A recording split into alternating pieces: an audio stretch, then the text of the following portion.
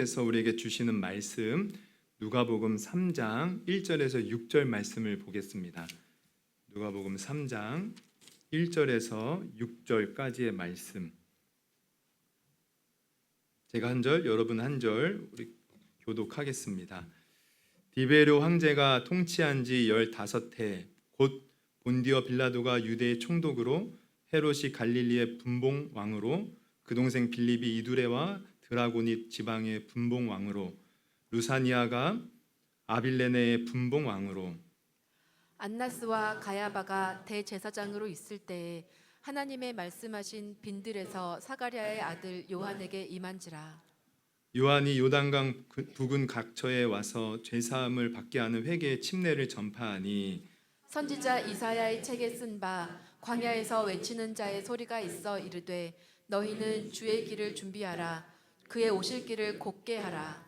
모든 골짜기가 메워지고 모든 산과 작은 산이 낮아지고 굽은 것이 곧아지고 험한 길이 평탄하여질 것이요 모든 육체가 하나님의 구원하심을 보리라 함과 같으니라. 할렐루야. 네, 감사합니다. 우리 한번 앞뒤 옆에 분 보면서 인사해 볼까요? 잘 오셨습니다. 오늘도 은혜 받으십시오. 네, 큰 은혜 받으십시오. 감사합니다. 벌써 우리가 6월이 다 지나가고 있어요. 이제 이번 주 드리고 다음 주 이제 5주가 있어서 다음 주까지 주일 예배 드리면 이제 바로 이제 7월이 시작되죠. 그래서 우리 6월, 7월 이렇게 넘어가는 것에서는 이 기간에는 좀 의미가 있죠. 이제 상반기가 끝나고 하반기가 시작돼요. 그래서 7월 첫째 주 우리는 또 맥주 감사주의를 이제 지키면서 또 상반기에 은혜 주신 하나님께 감사하고 또 하반기 또 하나님이 또 함께 해달라는 그런 마음으로 또 예배를 드리곤 하는데요. 어쨌든 벌써 6월이 지나가고 있습니다. 한 해의 절반이 다 지나가고 있어요. 여러분 어떻게 지내고 있습니까? 이 시점에서 내가 지나온 또 지난 시간들을 생각하면서 우리가 더욱더 좀 마음이 해이해졌거나 또 하나님으로부터 멀어진 것이 있다면 우리 하나님께로 또 우리 마음을 돌이켜서 또 남은 한 해 우리 하나님과 또 함께 동행하는 우리 복된 성도들 되기를 원합니다.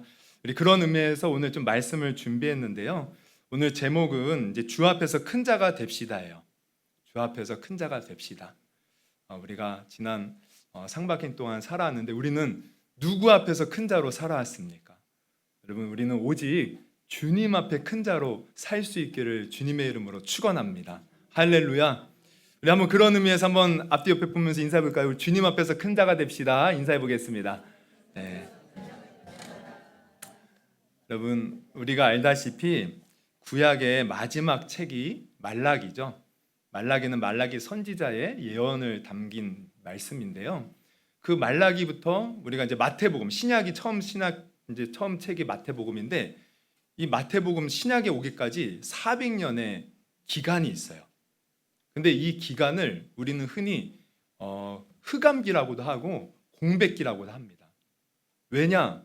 이 말라기 선지자가 하나님의 말씀을 받은 이후로 침례 요한에 이르기까지 하나님의 말씀이 임하지 않은 거예요. 그래서 그 기간을 이제 그 400년의 흑암기 혹은 이제 공백기라고 하는데 그렇다면 이스라엘 백성들 입장에서는 얼마나 이게 답답하고 또 암울했을까? 왜? 하나님의 말씀이 임하지 않으니까. 그런데 400년이 지난 어느 날 오늘 본문을 보면 하나님께서 침묵을 깨시고 빈들에 있는 침례 요한에게 하나님의 말씀이 임하기 시작했다는 거예요. 유대인이 생각하는 거룩한 예루살렘 성전에 하나님의 말씀이 임한 것도 아니고 또 성전의 제사장들에게 임한 것도 아니고 사람들이 많이 모여있는 회당에 임한 것도 아니에요. 모래바람이 휘몰아치는 황량한 벌판, 그런 광야에 살고 있던 침례 요한에게 임했다는 것입니다. 그렇다면 요한이라는 사람은 영적으로 보면 정말 대단한 사람이죠. 그래서 예수님도 침례 요한을 칭찬하기에 이보다 더 큰 사람이 없다라고 칭찬하기도 했어요. 그리고 이미 요한을 천사가 말하기를 큰 자가 될 것이라고 얘기를 했죠. 누가복음 1장 15절에 이는 그가 주 앞에서 큰 자가 되며. 그러면 오늘 우리가 생각해 볼 것은 요한은 도대체 어떤 사람이기에 하나님 앞에서 이렇게 큰 자가 될 수 있었을까? 400년 동안 침묵하셨던 하나님께서 그 침묵을 깨시고 침례 요한에게 말씀을 주셨는데, 요한이 어떠한 사람이기에 하나님이 그 침례 요한에게 말씀을 주셨을까? 그래서 중요한 것은 우리가 이것을 살펴볼 때 우리도 침례 요한처럼 주님 앞에 큰 자가 되자는 것입니다. 아까도 말씀드렸지만 우리가 벌써 올해 상반기가 지나가고 있어요. 우리가 지금까지 어떻게 살았는가, 우리 한번 자신을 돌아보면서 우리도 침례 요한처럼 큰 자가 되자는 거죠. 누구 앞에서? 하나님 앞에서.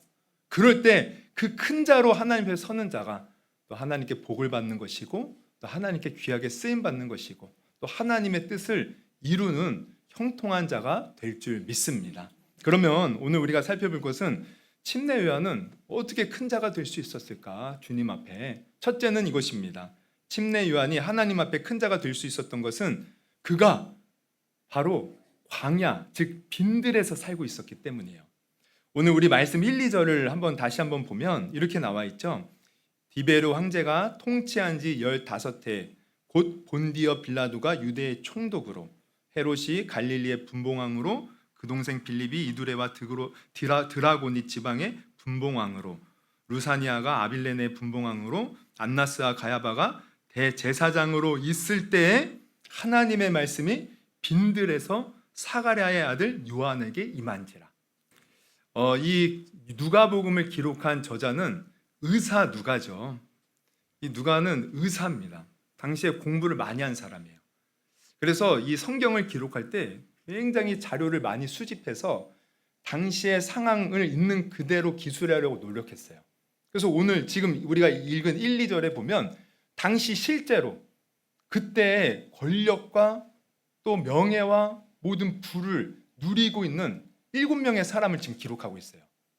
디베로 황제, 당시의 실제 황제였습니다. 그리고 유다를 다스리고 있던 통독 본디어 빌라도, 그리고 우리가 이제 예수님이 어린 아기 예수님을 죽이려고 했던 그 대왕이 누구죠? 누구예요? 헤롯 대왕이죠. 헤롯 대왕은 이제 그 예수님이 지금 이제 침례 요한이 활동할 때니까 이게 이제 기원전 한 30년경인데 예수님은 기원 후 30년 후니까 이제 헤롯 대왕은 죽었어요. 그 헤롯 대왕의 아들 안디바, 헤롯, 여기 보면 이제 헤롯이라고 나오는데 이게 헤롯 안디바를 말합니다. 헤롯 안디바가 이제 분봉왕이라는 것은 어느 지역을 다스리는 왕이라는 거예요. 그리고 또 그 동생, 그러니까 이것도 헤롯 대왕의 아들이죠. 빌립이 또 이두레아 드라고니 지방의 분봉왕으로 있고, 또 루사니아라는 사람이 이제 이 아빌레네라는 곳은 그 이제 이스라엘 지방의 좀 윗지방이에요. 그 헤르몬산 그 좀 더 윗부분에 있는 그 지역에 또 분봉왕으로 실제 있었고, 또 안나스와 가야바, 당시의 대제사장들이죠. 예수님을 십자가에 못 박아 죽였던 사람, 이 유대인의 최고 종교 정치 지도자들이에요. 지금 이들의 이름이 언급되어 있어요. 이들은 세상 사람들이 다 부러워하는 사람들입니다. 명예와 권력과 부를 움켜쥔 사람. 하지만 중요한 것은 이들에게 하나님의 말씀이 임한 것이 아니에요. 그러면 누구에게 말씀이 임했다는 것입니까? 바로 침례 요한에게. 그러면 왜 침례 요한에게 말씀이 임했느냐? 우리가 2절을 보면 그가 바로 빈들에 있었기 때문이에요. 사실 침례 요한도요, 제사장의 아들입니다. 그래서 그는 그냥 집안에 편안히 있으면 아버지의 대를 이어서 제사장의 직무를 수행하는, 그래서 그 당시에 제사장은요 어느 정도 지위와 명예와 부를 누리는 사람이에요. 이런 침례 요한이었는데 그는 그 모든 것을 다 내려놓고 빈들로 가서 살았어요. 어려서부터. 누가복음 1장 80절, 아이가 자라며 심령이 강하여지며 이스라엘에게 나타나는 날까지 빈들에 있으니라. 이렇게 그는 모든 기득권을 버리고 빈들로 나간 것입니다. 바로 이것이 침례 요한이 하나님 앞에 큰 자가 될 수 있었던 비결이라는 거예요. 그럼 빈들은 어떤 곳이에요? 여러분, 빈들은 다른 말로 하면 광야를 말해요. 이스라엘 지방은 더운 지방으로 광야가 있어요. 광야. 그러면 이 광야는 또 어떤 곳입니까? 이곳은 사람이 없는 외로운 곳이고 먹을 것이 없는 가난한 곳이고 뜨거운 태양이 내려지는 고난의 장소입니다. 그는 어려서부터 자기가 누릴 수 있는 모든 것을 버리고 그곳에서 살았어요. 그러면 왜 그곳에서 살았을까? 바로 그곳에서 하나님의 말씀을 묵상하고 하나님께 기도하고 하나님을 더욱 간절히 찾기 위해서였던 것이에요. 그래서 그는 결국 하나님의 말씀을 받는 주 앞에서 큰 자가 될 수 있었음을 여러분 오늘 분명히 깨닫기를 주님의 이름으로 축원합니다. 그 내용을 통해서 우리가 알 수 있는 것은 뭐냐면 두 가지를 깨달아요. 첫째는 하나님의 말씀이 임하는 것은 세상의 화려한 곳에 임하는 것이 아니라는 거예요. 사실 우리 모든 사람들은요, 세상의 화려한 걸 쫓아가요. 높은 곳을 우리는 추구하며 살아가죠. 그러나 하나님의 말씀이 임하는 곳, 하나님이 임재하시는 곳, 그것은 그렇게 화려하고 높은 곳이 아니라는 거예요. 오히려 빈들에 하나님의 말씀이 임하는 것입니다. 따라서 우리는 높은 곳을 추구할 것이 아니라 빈들로 나가는 법을 배워야 돼요.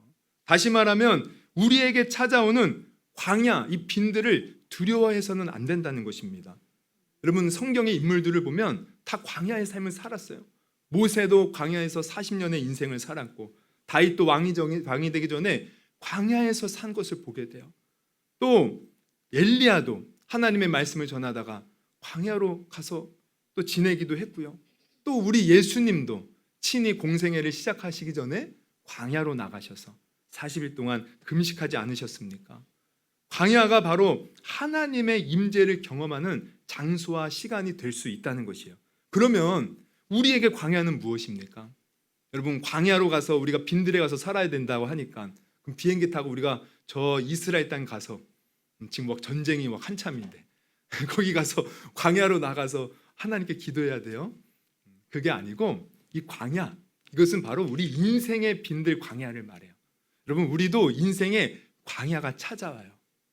때로는 내가 하는 일이 안 될 때, 때로는 직장을 잃고 우리가 헤맬 때, 자식이 속을 썩일 때, 뭔가 큰 문제를 당할 때, 여러분 이게 바로 우리 광야예요. 광야. 근데 많은 사람들은 이 광야 같은 시간들을 경험할 때 어떻게 합니까?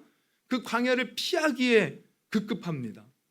그 시간들 속에서 하나님을 원망하기에 바빠요. 그러나 우리가 오늘 침례 요한처럼 광야에 지낸다는 것은 무엇을 말하냐면 그 광야의 시간을 허락하신 하나님을 생각하면서 그 시간 속에서 하나님을 찾는 거예요. 그 광야 같은 시간 속에서 하나님을 더 깊이 묵상하는 거예요. 그 광야를 피하는 것이 아니라 그 광야에서 하나님을 만날 것을 기대하면서 하나님 앞에 더 나아가는 것입니다. 이럴 때 우리도 하나님의 말씀을 경험하고 하나님의 임재를 경험하면서 하나님 앞에 큰 자가 될 수 있다는 것을 여러분 오늘 깨달을 수 있기를 주님의 이름으로 축원합니다. 제가 예전에 이제 부사역자로 있을 때 우리 교회 성도는 아니었어요. 근데 이제 저를 좋아하시고 저를 잘 따랐던 어떤 분이 계셨는데 그분이 제가 이제 다른 분을 통해서 병원에 입원했다는 것을 들었습니다. 근데 이렇게 수술을 앞두고 좀 병이 심각하다는 거예요.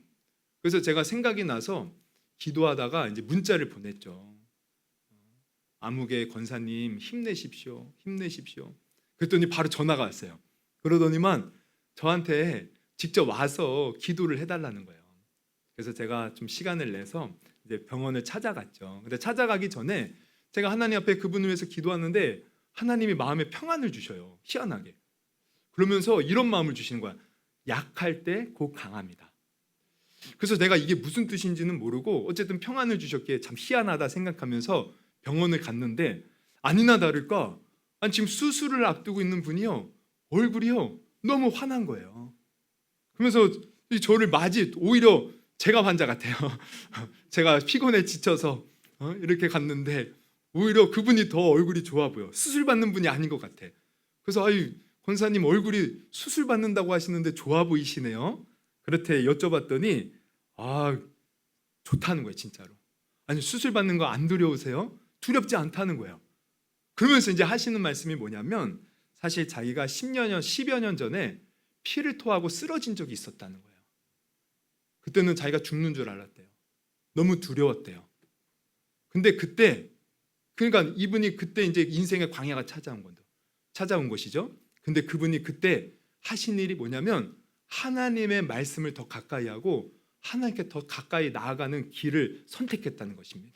하나님을 찾고 하나님께 더 예배드리고 하나님을 더 바라보고, 그랬더니 그 지난 10여 년 동안 자기가 광야 같은 인생길을 오면서도 오히려 하나님의 그 놀라우신 은혜와 그 하나님이 행하시는 일들을 경험하면서 자기가 더 하나님을 깊이 믿게 되었다는 거예요.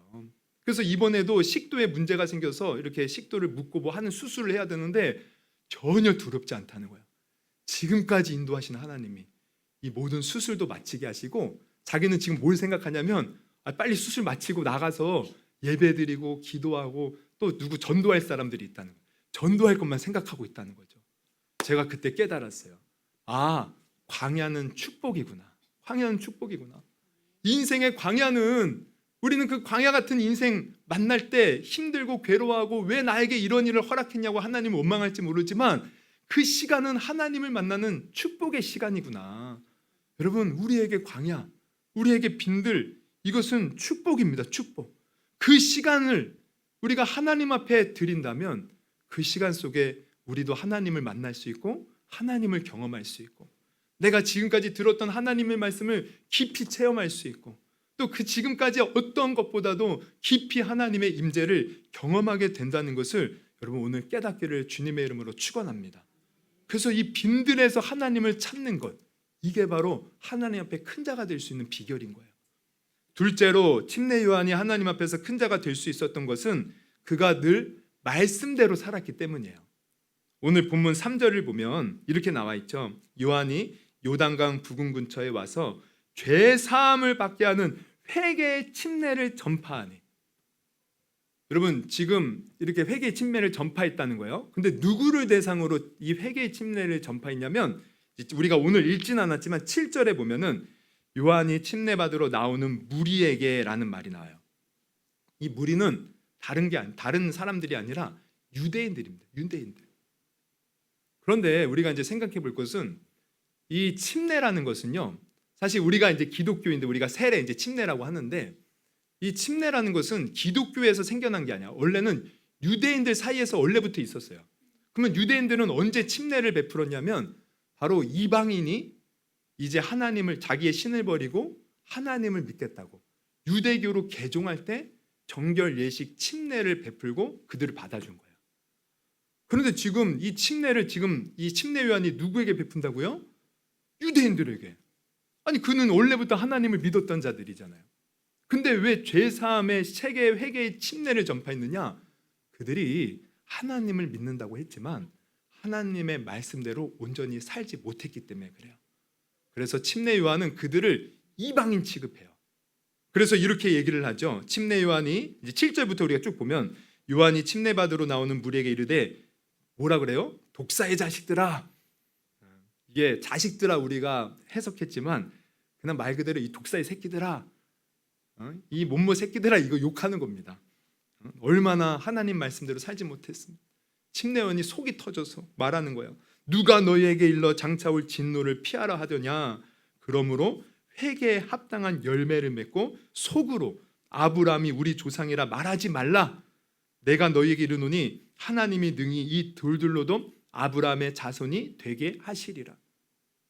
그러면 왜 침례 요한이 이들에게 이렇게 심한 말을 합니까? 아브라함의 자손이라고 그들이 자부하면서 살던 그 이스라엘 민족들에게, 그들은 그거 하나 자존심 가지고 살거든요. 근데 침례 요한은 그들에게 너희들 아브라함 자손 아니라는 거야. 이것만큼 큰 욕은 없죠. 근데 왜 이렇게 말해요? 그 이유가 있죠. 하면서 뭐라고 해요? 9절 보면 이미 도끼가 나무 뿌리에 놓였으니 좋은 열매 맺지 아니하는 나무마다 찍혀 불에 던져지리라. 이들에게는 좋은 열매가 없다는 거예요.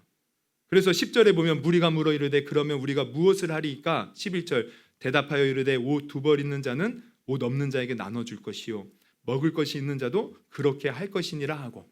그러니까 유대인들은요, 이게 뭘 말해요? 자기 배만 채우며 살았던 거예요. 사실 하나님의 율법은요, 우리가 레위기를 봐도 그렇고 신명기를 봐도 그렇고 하나님은 가난한 자를 항상 도와주라고, 가난한 자를 생각하고 이웃을 내 몸과 같이 사랑하라고 늘 말씀하셨어요. 그러나 그들은 한 번도 다른 사람을 위해서 섬기며 산 적이 없는 거예요. 다 자기만을 위해서 살았던 거죠. 이거 회개하라는 거예요. 그러면서 12절, 우리 12절 같이 한번 읽어봅니다. 시작. 세리들도 침례를 받고자 하여 와서 이르되 선생이여 우리는 무엇을 하리이까 하매 13절 이르되 부가된 것 외에는 거두지 말라 하고 14절 또 있습니다. 병들도 물어 이르되 우리는 무엇을 하리이까 하매 이르되 사람에게서 강탈하지 말며 거짓으로 고발하지 말고 받는 급료를 족한 줄로 알라 하니라. 지금 이들에게 지적하는 것은 다 뭐예요? 삶에서 하나님 말씀을 지켜 행하라는 거예요. 단순히 너희들 기도가 부족해, 예배가 부족해 이게 아니에요. 헌금이 부족해 이게 아니에요. 삶에서 좋은 열매 맺지 못한 것, 이거를 지금 지적하고 있는 거죠. 그러면 침례 요한이 이것을 지적하고 있다는 것은 침례 요한이 뭘 말해요? 침례 요한은 어려서부터 빈들에서 살면서 하나님의 말씀을 지키는 자였다는 거예요. 하나님의 말씀에 무엇인가, 하나님의 뜻은 우리에게 무엇을 말씀하시는가, 이것을 깊이 알았던 자, 그래서 하나님 말씀대로 순종하며 살았던 자, 그러기에 그가 하나님 앞에 큰 자가 될 수 있었다는 겁니다. 그렇다면 우리도 하나님 앞에 큰 자가 되기 위해서는 어떻게 해야 돼요? 여러분, 우리가 물론 예배 열심히 드려야 돼요. 기도 열심히 해야 돼요. 찬양도 열심히 해야 돼요. 근데 중요한 것은 그렇게 예배하고 찬양하고 기도했다면 이제 나가서 우리가 열매 맺는 삶을 살아야 된다는 겁니다. 하나님의 말씀을 따라 살아야 된다는 것이에요. 하나님의 영광을 세상 사람들에게 보여줄 수 있어야 된다는 것입니다. 그런 사람이 하나님 앞에 큰 자가 되는 거예요. 여러분, 우리가 이제 지난달에 우리 전도 새생명 전도 축제를 했잖아요. 그러면서 우리가 전도도 열심히 했고 또 여전히 우리가 이제 삶에서 누군가를 전도하려고 열심히 하고 있잖아요. 근데 저는 여러분에게 부탁드리고 싶은 것은 전도 좋습니다. 근데 그 전에 우리가 먼저 말씀대로 사는 것이 중요하다는 거예요. 여러분, 제가 몇 주 전에 오후 예배 때 아마 새생명 전도 축제를 앞두고 온지 끝나고 온지 제가 이 전도에 관한 설교를 했는데 제가 그때 그런 얘기를 해드렸어요. 미국에서 이제 한 번은 설문조사를 했대요. 어떤 설문조사냐면 믿지 않는 사람들, 비기독교인들이 기독교인들에 관한 인상이 어떤가, 그러니까 그들이 교회 다니는 사람들을 볼 때 어떠한 인상을 가지고 있는가, 여기에 대해서 설문조사를 했어요. 근데 6가지로 이제 그 간략해서 이제 나왔는데 2가지가, 그러니까 첫 번째, 두 번째가 뭐냐면 첫 번째가 이겁니다. 바로 기독교인들은 위선적이다라는, 위선적이다. 그렇게 그들이 느낀다는 거예요. 그들이 기독교인들을 바라보는 인상이 그렇다는 거예요. 그럼 그 이유가 무엇이냐? 그들은 자주 하나님 말씀 따라 살아야 돼라고 말을 한다는 거예요. 근데 가만히 보면 정작 본인들은 하나님 말씀 따라 살지 못한다는 것입니다. 그리고 2번째는 뭐냐면 기독교인들은 전도에만 너무 열을 올린다는 거예요. 그래서 마치 그런 것 같아요. 자기네들의 실적을 채우기 위한 대상으로만 느껴진다는 거죠. 자기들은 정말 마음을 열고 함께 교제하고 친근한 마음으로 함께 이렇게 서로 이렇게 나누고 하기를 원하는데 기독교인들은 그저 나를 교회로 데리고 와서 앉혀놓고 실적 올리려는 그런 대상으로만 생각한다는 거예요. 여러분, 이게 우리의 얘기가 아니고 세상 사람들이 느끼는 기독교인에 대한 모습이라는 거예요. 저는 이 얘기를 들을 때마다 이제 이렇게 생각할 때마다 마음이 아파요. 이게 미국의 현실인데 우리나라도 저는 다를 것이 없다고 봐요. 여러분, 그렇다면 우리가 정말 해야 할 일은 뭡니까? 하나님 말씀대로 진실하게 살아야 된다는 거예요. 분명히 예수님 말씀하셨잖아요. 내가 너희를 사랑한 것 같이 너희도 서로 사랑하라고. 그리고 예수님이 그 행하신 모습대로 너희가 살라고. 단순히 너희 자신만을 위해 살지 말고 베풀며 살라고. 그러면 우리가 세상에 나가서 살 때 이렇게 열매 맺는 삶, 하나님이 원하시는 삶, 하나님이 기뻐하는 삶을 살 수 있는 저와 여러분이 될 수 있기를 주님의 이름으로 축원합니다. 이러한 자가 하나님 앞에 큰 자예요. 제가 지난 수요일에도 야고보서 말씀을 나누었는데 야고보 사도가 하는 얘기가 그거죠. 행함이 없는 믿음은 죽은 것이다. 행해야 된다. 그러면서 예를 들어 설명한 것이 그거예요. 어떤 사람이 형제 자매가 지금 헐벗고 굶주려 있어요. 일용할 양식이 없는 거예요. 그런데 그런 사람들에게 말로만 가서 빨리 먹고 또 따스한 거 덮고 말로만 하면 무슨 소용이 있냐 이거예요. 그들은 지금 먹을 것이 없고 또 헐벗어서 지금 굶어 죽고 추워 죽는데 실제로 먹을 것을 주고 입힐 것을 줘야 되지 않겠느냐. 이처럼 우리의 믿음도 말로만 하나님 믿습니다, 이거 다 죽은 믿음이라는 거예요. 실제로 행해야 된다는 것이죠. 여러분, 우리 주사랑교회 성도님들 정말 지난 우리 상반기 동안 어떻게 사셨습니까? 우리가 무수히 많은 예배를 드리고 무수히 많은 기도를 드리는데 정말 내 삶에서 하나님 말씀 따라 살았습니까? 여러분, 우리 남은 우리 하반기 동안에는 하나님 말씀에 순종하며 삶으로 말미암아 하나님 앞에 큰 자라고 인정받는 복된 성도들 되시기를 주님의 이름으로 축원합니다. 또 세 번째로 침례 요한이 큰 자가 될 수 있었던 이유는 그는 겸손했어요. 그러면서 자기를 낮추고 예수님만 드러낸 거예요. 우리 오늘 읽진 않았지만 이제 누가복음 3장 쭉 뒤쪽에 이제 또 보면은 15절부터면 보면 이런 말씀이 나와요. 백성들이 바라고 기다림으로 모든 사람들이 요한을 혹 그리스도신가 심중에 생각하니. 아니, 요한이 막 담대하게 막 회개의 침례를 전파하니까 수많은 사람들이 그 말에 은혜를 받고요, 그 앞에 와서 아까 침례를 받았어요. 지금 뭐예요? 부흥의 역사가 일어난 거예요. 사람들이 침례 요한의 말에 껌뻑 죽는 거예요. 그러니까 심중에 그들이 생각하기를, 야, 침례 요한이 정말 대단한 사람이구나. 이 사람이 우리가 그토록 기다리던 메시아 그리스도가 아닌가, 이렇게 생각한다는 거죠. 그런데 요한이 그런 사람들에게 뭐라 그래요? 요한이 모든 사람에게 대답하여 이르되 나는 물로 너희에게 침례를 베풀거니와 나보다 능력이 많으신 이가 오시나니 나는 그의 신발끈을 풀기도 감당하지 못하겠노라. 그는 성령과 불로 너희에게 침례를 베푸실 것이요 손에 키를 들고 자기의 타작마당을 정하게 하사 알곡은 모아 곡간에 들이고 쭉정이는 꺼지지 않는 불에 태우시리라. 여러분, 지금 이 침례 요한이 사람들이 자기를 높이는데 나는 아무것도 아니라는 거예요. 내 뒤에 오시는 진짜 능력이 많으신 분이 온다는 거예요. 그 예수님이죠. 그러면서 아까 좀 전에 중간에 뭐라 그래요? 나는 그의 신발끈을 풀기도 감당하지 못하겠노라. 여러분, 신발끈을 푸는 것, 이것은 종이 그 주인에게 신발을 신겨주고 벗겨주고 하는 것을 의미해요. 종이 그래요. 근데 자기는 그것조차 할 수 없는 낮고 천한 자라는 거예요. 지금 자기를 철저히 낮추고 있어요. 그리고 누구만 지금 높이고 있습니까? 예수님만. 그분이 바로 우리를 구원하실 구원자 예수라고 예수님만 높이고 있는 거예요. 사람들의 관심은 지금 다 요한에게 향하고 있는데, 그러면 우리도 그러잖아요. 누군가 우리를 관심을 갖고 우리를 높여주면 우리 우쭐대는 경우가 있잖아요. 야, 내가 잘한대, 나 대단하대. 그러면서 어느 순간 겸손했던 사람도요, 자꾸 사람들이 칭찬하고 높여주면 교만해져요. 인기가 막 치솟으면 교만해져요, 사람들이. 근데 요한은 그러지 않았다는 거예요. 자기가 인기가 있음에도 불구하고, 자기가 사람들의 높임을 받음에도 불구하고 철저히 자기를 낮추었다는 거예요. 그리고 누구만 지금 드러낸다고요? 예수님만 드러냈다는 겁니다. 이게 바로 하나님 앞에 큰 자가 될 수 있었던 비결임을 여러분 아시기를 바랍니다. 그렇다면 우리도 마찬가지죠. 여러분, 우리는 세상에서 누구를 높이며 삽니까? 대부분의 사람들은 자기를 높이며 살아요. 자기를 드러내며 살아요. 그러나 우리 기독교인들은 그렇게 살지 않고 오직 예수만 자랑하며 살기를 주님의 이름으로 축원합니다. 나를 드러내는 것이 아니에요. 우리가 나를 드러내고자 한다면 우리는 그 욕심에 사로잡혀서 자꾸 계속 높은 것만 추구합니다. 그리고 나를 자꾸만 자랑하려고 하면 우리가 어떤 문제가 생기냐면 자꾸 다른 사람하고 비교하게 돼요. 왜? 내가 다른 사람보다 뛰어나야 되거든요. 다른 사람보다 잘 살아야 되거든요. 다른 사람보다 뭔가 인정받아야 되거든요. 여러분, 그 마음에 사로잡히면 우리 인생 망칩니다.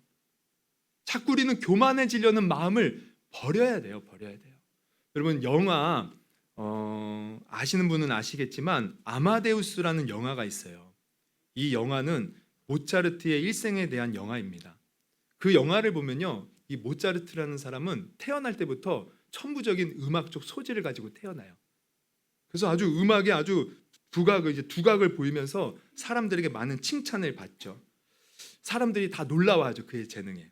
그런데 반면에 그 당시 이 왕궁의 궁전 음악장이었던 살리에르라는 사람이 있는데, 이 이 사람은 사실 뛰어난 어떤 재능을 가진 사람은 아니에요. 평범한 음악가예요. 그럼에도 불구하고 그는 음악장이었어요, 왕궁에. 근데 이 사람이 그만 시기에 빠집니다. 모차르트를 보고. 모차르트가 너무 천재적이고 너무 사람들에게 칭찬받으니까 자꾸 그와 비교하면서 시기와 질투 속에 살아가는 거예요. 근데 이 시기와 질투가 말이 안 되는 것이 자기는 음악장이에요. 이미 왕으로부터도 인정받았어요. 그럼에도 불구하고 모차르트를 시기하고 질투하다가 나중에는 모차르트를 파멸시키기 위해 독살까지 계획하고 그런 인생을 사다가 노년에는 비참하게 중병에 걸리고 나중에는 정신 착랑증까지 일으켜서 그렇게 비참하게 생을 마감했다는 거예요. 여러분, 오늘날 우리들의 현대인들을 보면 뭔가 자꾸 높은 것, 더 많은 것, 다른 사람보다 더 좋은 것 누리려고 부단히 애를 쓰며 사는데 여러분, 이게 내 인생을 망칠 수 있습니다. 우리는 정말 진정 가치 있는 것이 무엇인지 볼 수 있는 눈이 열려야 돼요. 근데 그 가치 있는 것이 무엇입니까? 우리를 위해 죽으시고 부활하셔서 우리의 구원자 소망 되신 예수님인 줄 여러분 오늘 믿으시기를 주님의 이름으로 축원합니다. 예수님만이 우리의 영원한 생명이 되시고 예수님만이 이 인생이 끝날 때 천국으로 인도해 주시는 길이요 진리요 생명이 되시고 예수님만이 우리에게 참된 만족을 주시는 우리의 참된 구원자가 되시는 거예요. 그래서 우리는 예수님만 높이며 살면 돼요. 여러분, 스스로 속지 마십시오. 예수님이 사라지고 나를 높이고자 하면 우리 자꾸 시험에 들어요. 시험에 자꾸 다른 사람하고 비교하게 되는 거예요. 이런 재밌는 이야기가 있어요. 옛날에 어떤 수도사가 아주 영적으로 성숙한 이제 수도사가 있었는데 그는 한 번도 유혹에 넘어간 적이 없었고 많은 사람들에게 존경을 받는 사람이었대요. 돈에 대해서나 여자에 대해서도 항상 깨끗했대요. 이런 수도사를 넘어뜨리기 위해서 이 귀신들이요 계속 공격을 했는데 안 넘어가더라는 거예요. 그런데 어떤 노련한 귀신이 내가 한번 넘어뜨려 보겠다고 나섰대요. 그래서 이 노련한 귀신이 그 수도사에게 귓속말로 뭐라고 했는데 갑자기 그 수도사의 얼굴이 울그락불그락 그러면서 뭔가 화를 내고 미치려고 하더라는 거예요. 그 말이 뭔가 봤더니 이렇게 말했대요. 이보게, 자네 친구는 지금 대주교가 되었다네. 그러니까 자기의 친구가 자기보다 더 높아졌다는 거예요. 이 말 한마디에 시험이 들었다는 거죠. 여러분, 우리가 예수님을 바라보지 못하고 항상 뭔가 나 자신만을 위해서 사는 사람은 이런 시험거리가 항상 찾아옵니다. 여러분, 우리는 예수님만 자랑하면서 내가 뭔가 대단한 일을 했어도 나를 내려놔야 돼요.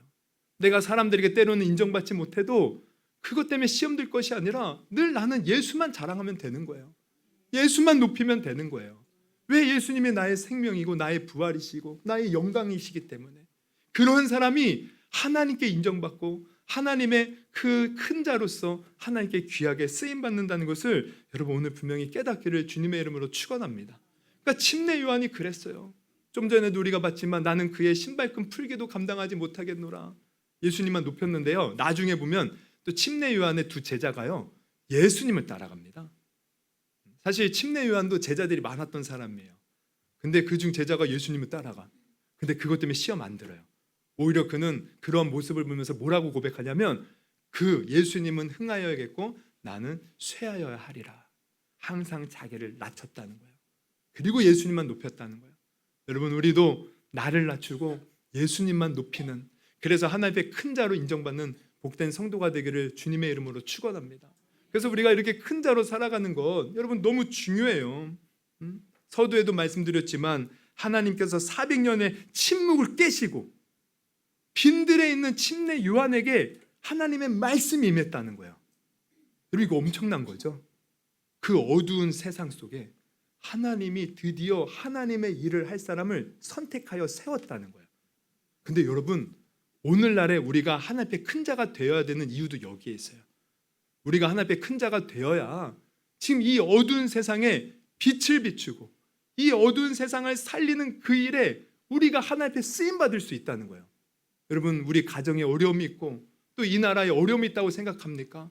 또 뭔가 이 사회가 지금 어수선하다고 생각합니까?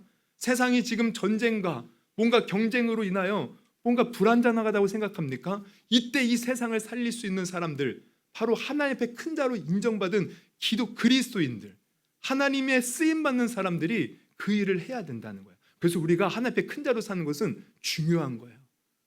바로 내 가정을 살리는 길이고, 우리 교회를 살리는 길이고, 내 이웃을 살리는 길이고, 이 세상을 살리는 길입니다. 그러므로 여러분, 큰 자가 되어야 돼요. 큰 자가. 그런데 중요한 것은 뭐냐면, 아니 중요하기보다 안타까운 것은 뭐냐면, 예나 지금이나 하나님이 그렇게 큰 자로 여기는 사람이 적다는 거예요. 적다는 거. 아니 그때도 무수히 많은 종교 지도자들이 있었고 하나님을 따르는 유대인들이 있었는데 침례 요한에게만 인했다는 것은 바로 그만큼 하나님이 찾는 사람이 적다는 거죠.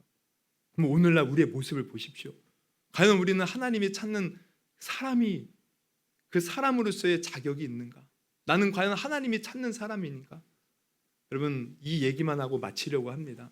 제가 신학교에 이제 처음 갔을 때 이제 대학원 이제 일반 대학으로 나오고 이제 대학원을 신학 대학원을 갔는데 이제 대학원이 제가 이제 침례교 다니잖아요. 대전에 있어요. 침례교 이제 한국 침례 신학 대학원이. 그래서 기숙사 생활을 했는데 이제 1학년 때예요. 이제 결혼하기도 전이고 이제 그렇게 이제 기숙사에서 이렇게 지내다 보니까 이게 이제 공휴일이 끼잖아요. 그럼 애매해요. 제가 이제 이 월요일 날 내려갔다가 금요일 날 저녁에 올라오는데 목요일이나 수요일 날 이렇게 공휴일이 끼면은 뭐 어쩌지도 못하고 그냥 기숙사에서 그냥 있어야 돼요. 근데 그때 제가 기억하기로 한 5월 5일이었어요. 그때가 수요일인가 목요일이었는데 딱 중간에 낀 거죠. 그랬더니 이제 전도사님들은 집이 가까운 전도사님들은 막 집에 가고 기숙사 이제 생활하는데 또 어떤 전도사님들은 쉬는 날이라고 영화 보러 가고 또 어떤 전도사님들은 뭐 바람 쐬고 식사하러 간다고 다 나가요. 우르르르. 근데 저는 이제 뭐 집에도 못 가고 또 뭐 놀러 가기도 싫고 그래서 오전에 이제 말씀을 보고 점심을 먹고 오후에 기도굴에 가서 이제 우리 기도굴이 따로 있어요. 지하의 건물에. 그래서 이제 기도를 쭉 하고 있는데 갑자기 하나님이 그런 말씀을 주시는 거예요. 내가 너무 외롭다. 그래서 아니 우리 하나님도 외로움을 타시나 가을도 아닌데 가을을 타시나 왜 외롭다고 그러시지? 제가 이런 생각을 하면서 왜 외로우실까요? 이제 이런 마음으로 이제 기도를 했어요. 그랬더니 하나님이 갑자기 아까 이제 그 어제부터 오전에 막 전도사님들이 와 어디 막 들떠가지고 놀러 가고 집에 가고 이 모습들을 보여주는 거야. 이 모습들을 보여주면서 외롭다는 거예요. 외롭다는 거. 내가 외롭다. 이해가 되는 거예요. 이 전도사님들 하나님께 선택받아서 주의 길을 가겠다고 하는 그 주의 종들인데 딱 쉬는 날 되었다고 그저 자기 노는 거 바쁘고 자기 즐기는 거 바쁘라 다 가고 이 기도굴은 텅텅 비어 있는 거예요. 하나님을 찾지를 않는 거예요. 하나님이 외롭다는 말씀이 이해가 되더라는 거죠. 근데 저도 회개가 터져 나왔어요. 사실 저도 그냥 기도하러 온 것이 아니라 사실 할 일이 없어서 왔거든요. 하나님 앞에 회개하면서 기도했어요. 하나님, 내가 다음에는 할 일이 없어서 주님 찾는 것이 아니라 내가 쉬는 날이 있고 시간이 남을 때 주님이 내 삶의 가장 우선순위이기 때문에 주님을 찾는 자가 되겠습니다. 주님이 기뻐하시는 자가 되겠습니다. 여러분, 주님이 찾으셔요. 지금 침례 요한 400년 동안 침묵하셨던 하나님, 왜 침묵하셨겠어요? 하나님의 말씀이 임할 자가 없었던 거예요. 근데 드디어 하나님의 마음에 합한 자가 나온 거죠. 여러분, 우리도 하나님의 마음에 합한 자가 되기를 원합니다. 하나님이 찾는 자가 되기를 원합니다. 하나님의 말씀이 오늘 이 어두운 시대에 임하여 그 말씀대로 사는 자가 되기를 원합니다. 그래서 우리가 그렇게 큰 자로 살아갈 때 이 어두운 세상에 우리가 소망이 되고 빛이 되고 하나님의 구원의 역사를 일으키는 자가 되는 거예요. 여러분, 그런 저와 여러분이 될 수 있기를 주님의 이름으로 축원합니다. 할렐루야. 우리 한번 그런 의미에서 한번 두 눈을 감으시고 우리 기도했으면 좋겠습니다. 여러분, 좀 전에도 말했지만 아직 우리 6월이 지난 건 아니지만 우리 미리 마음을 준비해야 돼요. 정말 이렇게 상반기가 지나가고 있는데 나는 어떤 모습으로 하나님 앞에 서고 있습니까? 나는 어떻게 지난 반년 동안을 살아봤습니까? 여러분, 오늘 침례 요한을 우리가 본받았으면 좋겠어요. 세상의 것을 추구하지 아니하고 빈들에서 하나님만을 바라봤던 침례 요한, 정말 자기를 낮추고 예수님만 높였던 침례 요한, 그리고 하나님의 말씀 하나라도 지키려고 애쓰고 노력하며 살았던 침례 요한, 그러하게 하나님께 큰 자로 여겨졌고 또 그래서 이 어두운 세상에 빛을 비추고 또 구원의 길을 밝히는 귀한 도구로 하나님께 쓰임 받았는데, 하나님 우리도 그렇게 하나님의 큰 자가 되어서 정말 남은 또 한 해 동안에 주님의 구원의 영광을 드러내며 주의 길을 예비하며 사는 저희들 되게 하여 주옵소서. 그리고 그러한 자를 하나님께서 기뻐하시고 그러한 자의 삶에 더 큰 은혜와 축복을 더하여 주실 줄 믿습니다. 내가 침례요한처럼 하나님의 큰 자가 되게 해달라고 우리 한번 들은 말씀 놓고 우리 주여 세 번 부르시고 기도하도록 하겠습니다. 주